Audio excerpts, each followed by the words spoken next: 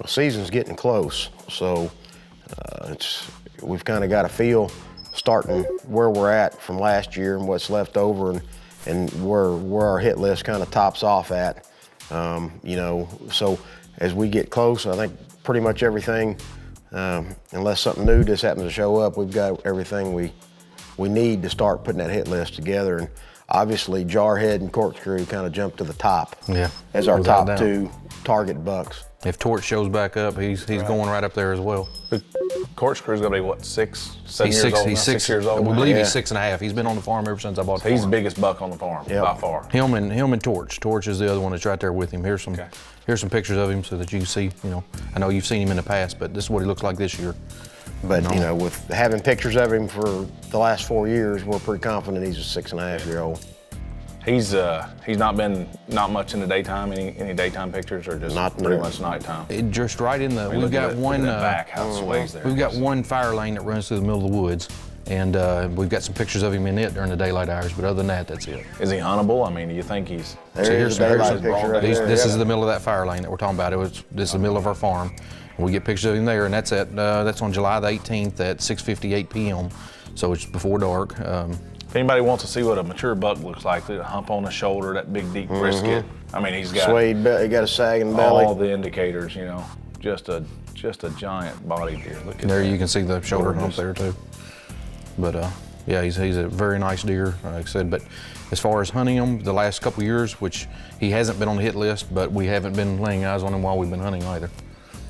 Jump over to Jarhead. Where's his pictures? Nope, give me 1 second. This Reconyx software is pretty handy to organize all these pictures, you know, and you can kind of map them across the property too. But there's Jarhead. He's just a tight, tall 10. Yep. Gorgeous.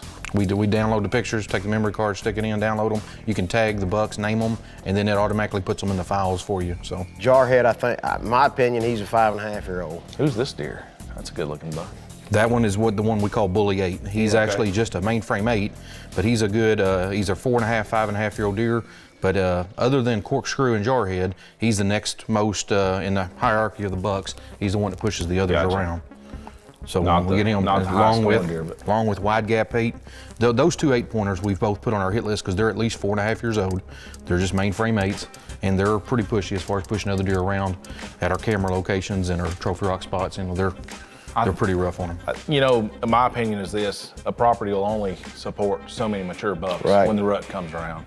And while I'm not so much into managing for genetics, but taking a deer like that out of the herd will allow for those better quality deer to stick around. Right. Well, we've got a lot of good young 3.5-year-old 10-points that are getting beat up and run off and knocked around by these older 8-pointers that, you know, that are never going to be just a, they're going to be good, nice deer, don't get me wrong, but they're never going to be a Boone and Crockett deer. We've kind of always had the philosophy of if they're a mainframe 10 or bigger, we let them get to 5.5. If they're a mainframe 8, 4.5, they're fair game. Gotcha.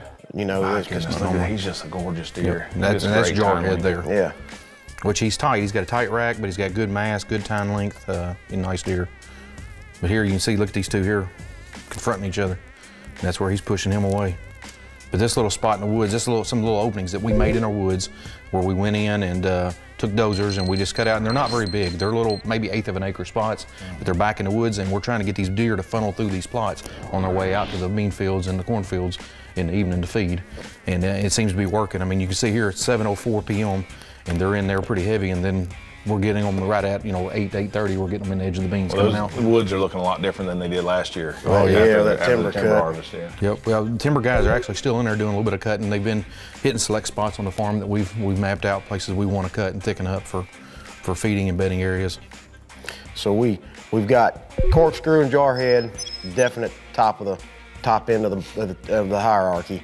And then we've got bucks like Torch. Yeah, I remember Which Torch we haven't seen yet, but we're pretty confident he's here on the farm still, because he was there at the end of season last year. And yeah, so we picked up his sheds on both then sides. We've got Bully 8, Wide Gap 8. There's Bandits there, but he's kind of borderline. Whether we've said he's off limits because we think he's only a 4.5 to 5.5-year-old deer, but that's one that you're just going to have to judge when you see him. And that's the heavy 8 with the he's a heavy 8, brows. but split brows. Last year he had split 2s.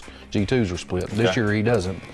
We got a lot of pictures of him. It's just, like I said, he's kind of borderline back and forth. We don't really know till we lay eyes on. And then we've got some bucks that are definite, no, are not on the hit list. Definite not shooters. Yeah, we got tweezers. Tweezer 10. Yes. Wannabe 12. Yep. Left short brow 10, short brow 10s. We got several 10 pointers that are good, 3.5 to 4.5 year old deer that are definitely off limit. But this is that the bandit buck. What do you, age-wise, looking at him, of course, it's hard to tell. It's hard. I'm saying he's 4 years old. To make the jump that he did from 3, that's a jump that you make from 3 to 4.